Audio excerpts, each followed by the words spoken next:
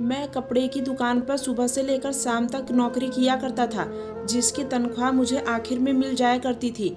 महंगाई के इस दौर में अपनी तनख्वाह से घर चलाना मुश्किल हो जा रहा था। मैं अपने बच्चों की ज़रूरतें तो पूरी कर रहा था, मगर उनकी इच्छाएं पूरी करने से मजबूर था।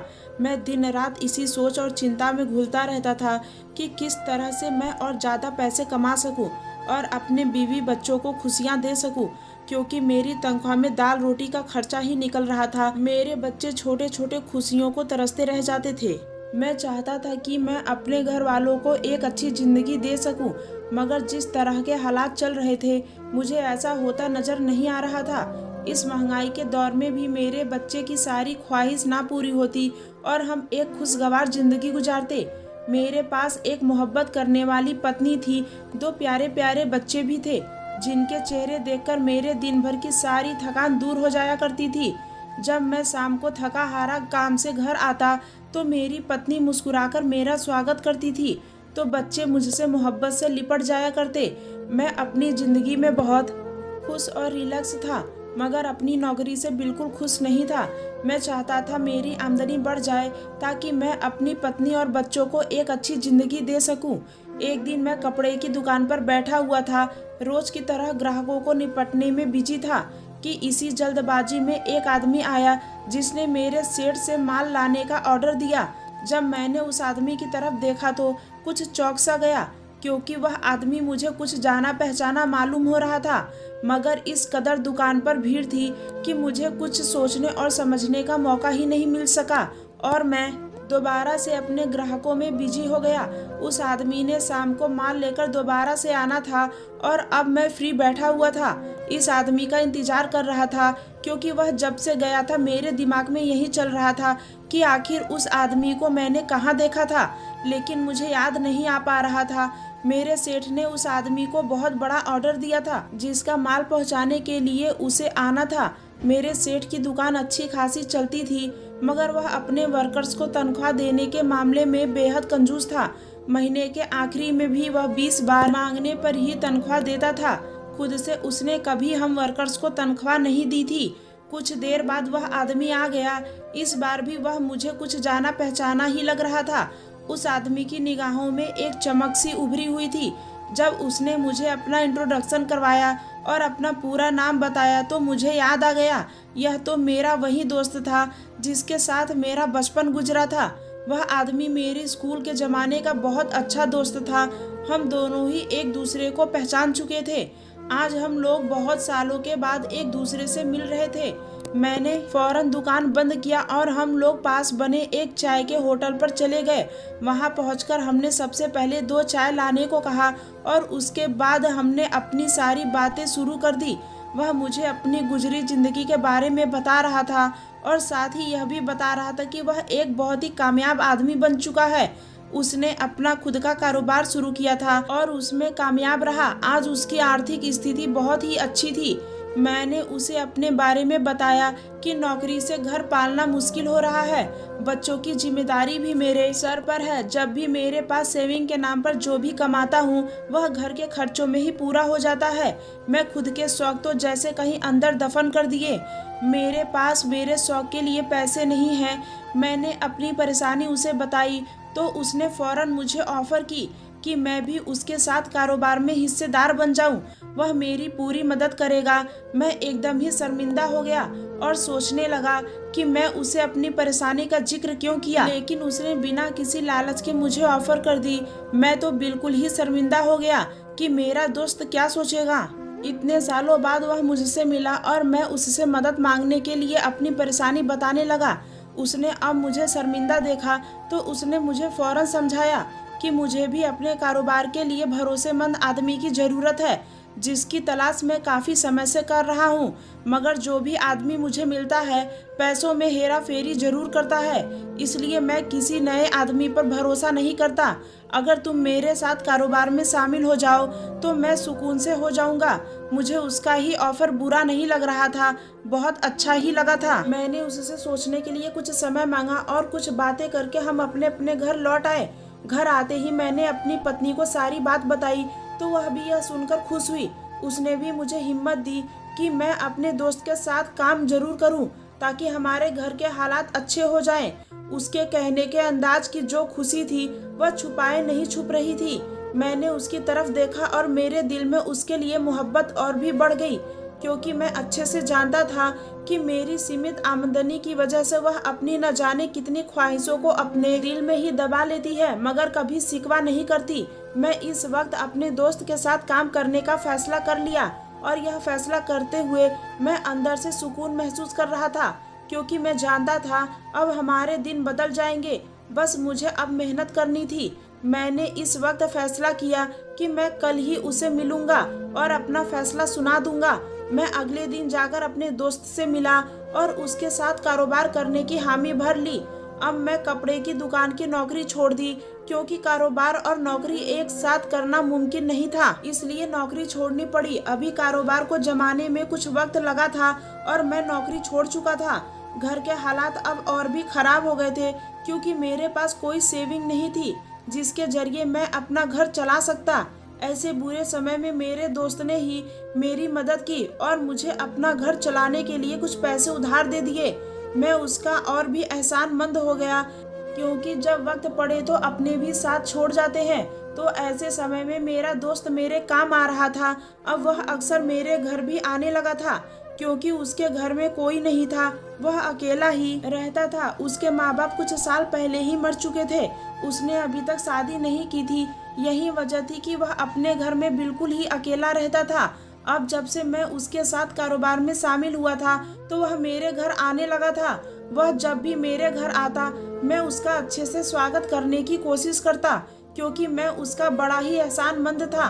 वह अक्सर मुझसे कहता कि वह बाहर खाना खा खाकर थक चुका है, तो मैं अपनी पत्नी से कहकर इसकी फरमाइश पर उसका मनपसंद खाना बनवाता। वह बहुत ही खुश होता और खाने की खूब सारी तारीफें करता। मैं खुश होता कि चलो मेरे दोस्त को मेरी वजह से घर का खाना तो नसीब हुआ है। जैसे जैसे समय आगे बढ़ा था मैं अपने कारोबार में बिजी होता जा रहा था और मेरा कारोबार भी बढ़ता ही चला जा रहा था। अब मेरे पास घर को देने के लिए ज़्यादा समय नहीं होता था। मैं अपना ज़्यादातर समय अपने काम पर ही देना चाहता था, क्योंकि मेरी बीवी बच्चों ने बहुत ही गरीबी में ज़िंदगी गुजारी थी। मैं उन्हें हर कीमत पर अच्छी ज़िंदगी देना चाहता था। यही वजह थी कि मैं अपने कारोबार की तरक्की के लिए दिन रात मेहनत कर रहा था। मेरी मेहनत का यह नतीजा निकला कि मेरा कारोबार दिन दूनी और रात चौगुनी तरक्की करता चला गया। मेरे घर में रुपए पैसे की खूब रेल होने लगी थी, मगर मैं अपने कारोबार को और भी बढ़ाने के चक्कर में था।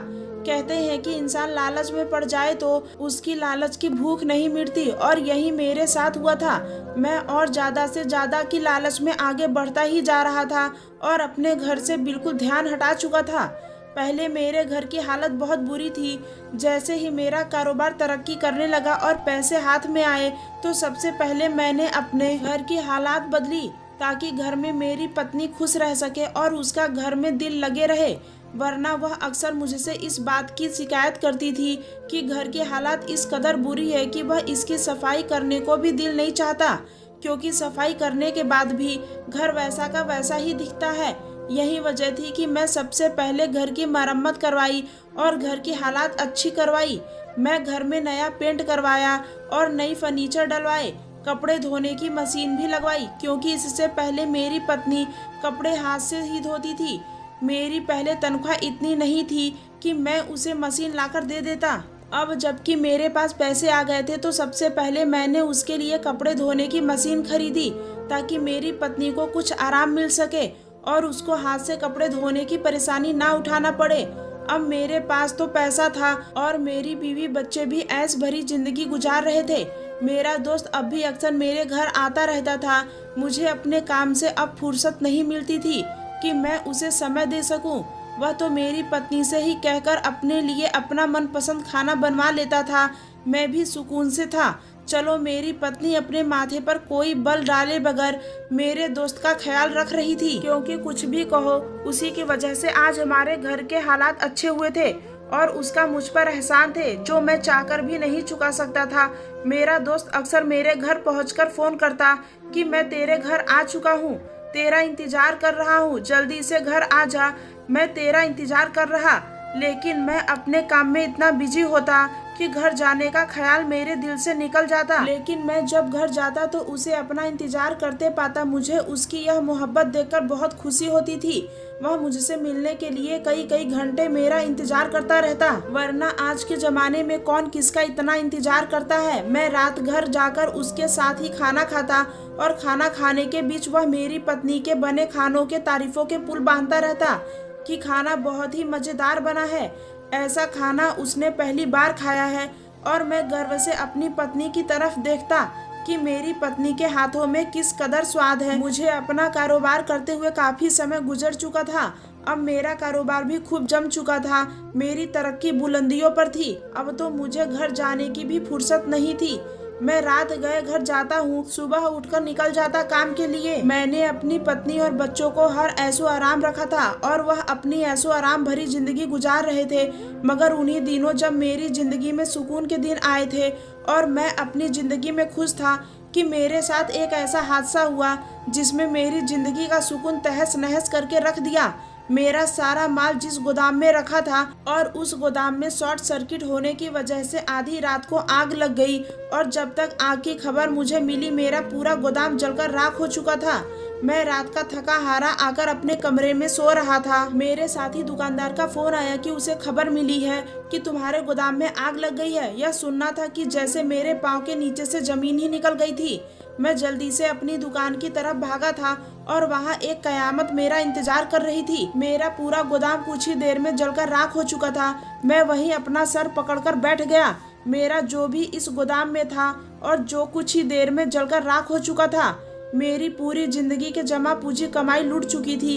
पता चला कि रात के किसी समय शॉर्ट सर्किट की वजह से गोदाम में आग लग गई थी, जिसे देखते ही देखते पूरे गोदाम को अपनी लपेट में ले लिया था और हर चीज जलकर राख हो गई थी। कुछ पल में ही खाली हाथ रह गया था। मैंने अपने दोस्त को फोन करके मौके पर बुला लिया। वह उसी वक्त आ गया। उसने मुझे बहुत हिम्मत दी और मेरी हिम्मत बढ़ाई। मुझे उस वक्त लग रहा था जैसे एक बार फिर मैं खाली हाथ रह गया हूँ। जिंदगी मेरे साथ इस कदर भयानक मजाक करेगी, मुझे इस बात का अंदाजा नहीं था।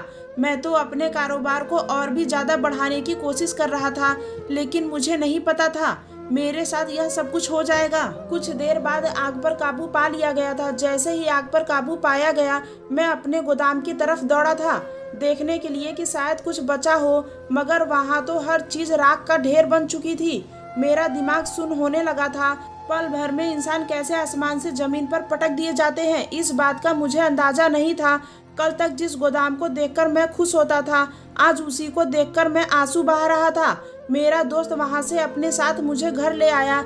मैं आना नहीं चाहता था। मैं किसी चमत्कार के इंतजार में खड़ा था। मुझे लग रहा था कि काश यह कोई सपना हो और अभी इस भयानक सपने से मेरी आंख खुलेगी तो सब कुछ पहले के जैसा होगा। मगर यह जिंदगी की एक कड़वी हकीकत थी जिससे मुंह मोड़ना मेरे लिए मुमकिन नहीं था। इस हादसे के काफी दिन तक घर में ही रुका था क्योंकि मेरा कारोबार बिल्कुल ही खत्म हो गया था। जिन लोगों के पैसे देने थे और लोगों के पैसे मैंने पहली फुर्सत में ही निपटा दिए थे। अब मेरे पास इतने पैसे ही बचे थे कि जिससे घर का गुजारा मुश्किल से हो रहा था।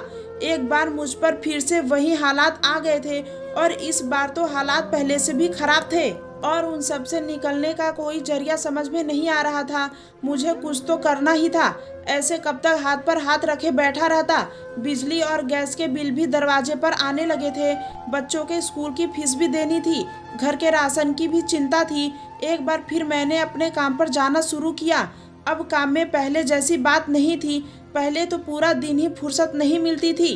रात को ही मुश्किल से घर आने का समय मिल पाता था। अब पूरा दिन हाथ पर हाथ धरे बैठा रहता था क्योंकि मेरा पूरा माल जलकर राख हो चुका था। अब मेरे पास कुछ न था जिसके बलबूते पर मैं अपना कारोबार कर सकता। ऐसे ही एक दिन मैं अपनी दुकान पर बहुत मायूस बैठा था। दुकान पर बिल्कुल भी दिल नहीं लग रहा था क्योंकि काम बिल्कुल नहीं था। एक दो जगह से पैसे मिलने की उम्मीद थी, अभी वह लोग पैसे नहीं दे रहे थे। आज मुझे अपनी तबीयत भी कुछ ठीक महसूस नहीं हो रही थी, तो मैं दुकान बंद करके घर जाने का फैसला किया क्योंकि खाली हाथ दुकान पर बैठना दिल को और भी खराब कर रहा था। कुछ देर बाद दुकान बंद करके घर की तरफ चल दिया। घर के बाहर पहुंचा तो घर का दरवाजा खुला हुआ था। मुझे इस वक्त घर का दरवाजा खुला देखकर हैरत हुई कि दरवाजा क्यों खुला है, क्योंकि इस वक्त तो बच्चे स्कूल में होते थे। मुझे अपनी पत्नी की लापरवाही पर बहुत गुस्सा आया, क्योंकि इस वक्त वह घर पर अकेली होती थी और अक्सर सो जाया करती थी। मुझे लगा आज उसने लापरवाही दिखाई है और दरवाज़ा खुला छोड़कर सो गई है कि अगर कोई घर पर आए तो उसकी नींद खराब ना हो। इस ख्याल से मैं घर में दबे कदमों दाखिल हुआ और अपने कमरे की तरफ बढ़ा। मुझे अपने कमरे से बातें करने की आवाज़ सुनाई देने लगी। मैंने सोचा इस वक्त घर में कौन हो सकता है। यह सोचते हुए मैं अपने कमरे की तरफ बढ़ा। दरवाज़ा हल्का सा खुला हुआ था, जहाँ से खड़े होकर अंदर का मंजर साफ दिखाई दे रहा था। जैसे ही मैंने दरवाजे के बाहर खड़े होकर अंदर निगाह दौड़ाई, मेरे कदमों तले से जमीन निकल गई थी और मेरे सर पर आसमान गिरा था। मैं किसी बेजान लाश की तरह खड़ा फटी फटी आंखों से सामने देख रहा था। मुझे लगा जैसे कयामत आ गई हो और मेरे सामने कोई कयामत का ही मंजर हो। मेरी आंखें जलने लगी थी। ऐसा लग रहा था एकदम ही मेरे आसपास धुआं सा भर गया हो, जिसने सबको धुंधुला करके रख दिया हो। मेरी पत्नी मेरे दोस्त के साथ ही मेरे ही कमरे में बहुत ही गलत हालत में थी। मुझे अपनी आंखों पर विश्वास नहीं आ रहा था। काफी देर तक खड़ा रहा। सोचने समझने की सारी शुद्ध बुद्ध खत्म हो चुकी थी। एकदम ही मेरी पत्नी की नजर मुझ पर पड़ी थी तो वह अपनी जगह से उठकर खड़ी हो गई और फटी फटी आंखें से मुझे देखने लगी। मेरी पत्नी को इस तरह दरवाजे की तरफ देखने पर मेरे दोस्त ने भी दरवाजे की तरफ देखा तो वह भी बदहवास हो गया। उन दोनों को ही उम्मीद नहीं थी कि मैं इस वक्त घर आ जाऊंगा। उन दोनों को ऐसे हुलियों में मैं देख लूंगा, आज तक यह बात मेरे मन में भी नहीं थी। मैं अपनी जिंदगी में ऐसा कभी सोच भी नहीं सकता था। ऐसा कभी मंजर देखूंगा जो मेरी आंखों की पुतलियों को जमा कर देगी। जो मंजर को देखने के बाद मैं सांस भी नहीं ले पा रहा था। मैं बहुत ही गुस्से की हालत में अपनी पत्नी की तरफ बढ़ा, उसे बाजू से पकड़कर अपने सामने किया। वह मुझसे नजरें नहीं मिला पा रही थी। मुझे अपने दोस्त का इतना दुख नहीं था जितना अगर मुझे अपनी पत्नी की बेवफाई का था। उसकी बेवफाई ने मुझे जैसे अंदर तक झंझोड़ के रख दिया था। अब कुछ भी पूछने या सोचने समझने की कोई गुंजाइश नहीं थी और ना ही इस वक्त मेरे पास कोई शब्द मौजूद थे। मैं बस उसका हाथ पकड़ा और उसे घर से बाहर निकाल दिया। मेरी पत्नी अब मेरे आगे हाथ जोड़ रही थी और मुझसे माफी मांगने लगी, मगर मैं इस कदर गुस्से में अंधा हो चुका था। मैं चाहता था कि दोनों जल्द से जल्द मेरी नजरों के सामने से हट जाए। ऐसा ना हो कि मैं गुस्से में कोई बड़ा कदम उठा लूं। मेरा बस चले तो मैं इन दोनों का कत्ल कर दूं। मैं उस वक्त खुद पर काबू पा रखा था और उन दोनों को धक्के देकर घर से निकाल दिया। मुझे अपने दोस्त पर भी दुख हुआ, जिसे मैं अपना दोस्त समझता रहा। उसी ने मेरे घर में घात लगाई थी और मेरी पत्नी, जिसे मैं जिंदगी में हर सुख और आराम देने का खुद से वादा कर रखा था, उसने मेरी जिंदगी में यह आग लगाई थी। उन दोनों के घर से निकलने के बाद मैं दरवाजे पर बैठकर बहुत देर रोया था। मुझे ऐसा लग रहा था आज जैसे सही शब्दों में मैं लुट चुका हूँ। आज मैं खुद को किसी भिखारी से कम महसूस नहीं कर रहा था। कुछ देर तक मेरी पत्नी दरवाजा बजाती रही और अपने किए की माफी मांगती रही, मगर जब उसे एहसास हुआ कि उसकी माफी मेरे ऊपर कोई असर नहीं कर सकती तो वह भी थक हार कर मेरे दोस्त के साथ चली गई। उस दिन मैं जी भर कर रोया था। बच्चों के स्कूल से आने का समय हो रहा था। मैं यह सोच रहा था कि जब वह घर पर आएंगे और अपनी माँ को नहीं पाएंगे तो क्या करेंगे। कुछ देर बाद बच्चे स्कूल से आ गए। मैंने उठकर दरवाजा खोला। सबसे पहले बड़े बेटे ने आते ही अपनी माँ के बारे में सवाल किया, मगर उसके सवाल का मेरे पास कोई जवाब नहीं था। मैं अपने बच्चों को क्या बताता कि उसकी माँ अपने आशिक के साथ चली गई है? क्या बताता कि मैंने तेरी माँ को तलाक देकर इस घर से हमेशा हमेशा के लिए निकाल दिया है? ऐसी सूरत हाल में मैंने अपने बच्चों से झूठ बोलना ही सही समझा, क्योंकि उनके छोटे से दिमाग में सच्चाई को स्वीकार नहीं कर पाए। वह तो तलाक जैसे शब्द से भी जानकार नहीं थे। मैंने उनसे झूठ कहा कि तुम्हारी माँ नानी के घर गई है और कुछ दिनों में लौट आएगी। उनकी नानी का घर दूसरे शहर में था, इसलिए मेरे बच्चों ने मेरी बात पर आसानी से यकीन कर लिया और कुछ समय के लिए बहल गए। मगर मैं जानता था कि अपनी छोटी बेटी को संभालना मेरे बस की बात हरगिज से नहीं थी, क्योंकि उसे अपनी माँ की आदत थी। मेरी छोटी बेटी की उम्र सिर्फ 5 साल थी। उसी के साथ सोई थी वह किसी भी तरह नहीं बहल सकती थी, मगर मुझे हालात का सामना करना ही था। जिंदगी की सच्चाई चाहे कितनी भी कड़वी हो, इंसान उसे मुंह नहीं मोड़ सकता। यही वजह थी कि मैं भी सारी हकीकत से फरार नहीं हो सकता था। मुझ पर अपने दोनों बच्चों की जिम्मेदारी भी थी। अब मैं अपने बच्चों की देखभाल के लिए घर पर ही रहने लगा और अपने हालात पर रोता रहता। जो भी जमा पूंजी थी वह घर पर ही खर्च हो रही थी। मैं अपने बच्चों को छोड़कर काम पर कैसे जा सकता था? उनकी माँ ने तो पलटकर अपने बच्चों की खबर भी नहीं ली। कुछ समय बाद मुझे खबर मिली कि मेरे दोस्त ने मेरी पत्नी से शादी कर ली है। उस दिन भी मैं बहुत रोया था। मुझे लगा कि जैसे मेरा दिल टुकड़े टुकड़े हो गया हो। खैर, मैं खुद को संभाल वक्त के धरे पर खुद को छोड़ दिया। मगर आज मुझे अपनी माँ की बहुत याद आई। मेरी माँ को मरे ज्यादा समय नहीं हुआ था, अभी 5 साल पहले ही उनका देहांत हुआ था। मेरी माँ का पुराना संदूक था और अपनी माँ को याद करते करते मैंने अपनी माँ की आखिरी निशानी उस संदूक को खोलकर चीज देखना शुरू कर दी।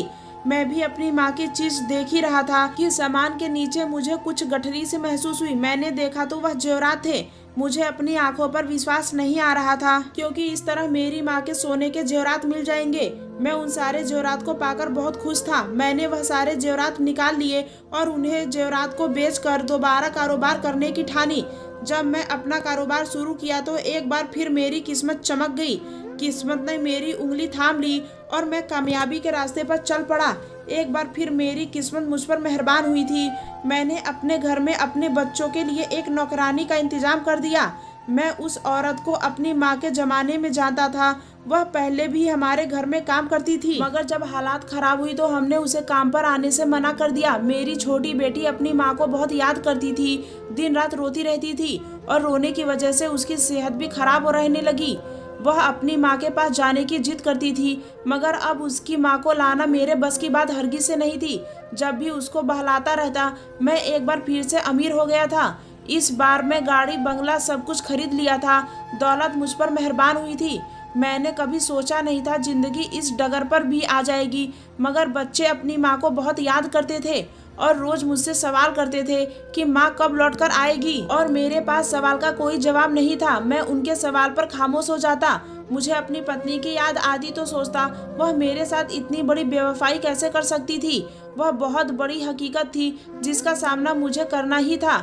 मेरी पत्नी को मेरी जिंदगी से गए अब 7 महीने समय गुजर चुका था। एक दिन मेरी गाड़ी सिग्नल पर रुकी और काली चादर में लिफ्ट एक भिखारन पर मेरी नजर पड़ी तो हमदर्दी के इरादे से उसके हाथ पर मैं 200 रुपए रख दिए। वह भिखारन सर झुकाए बैठी हुई थी।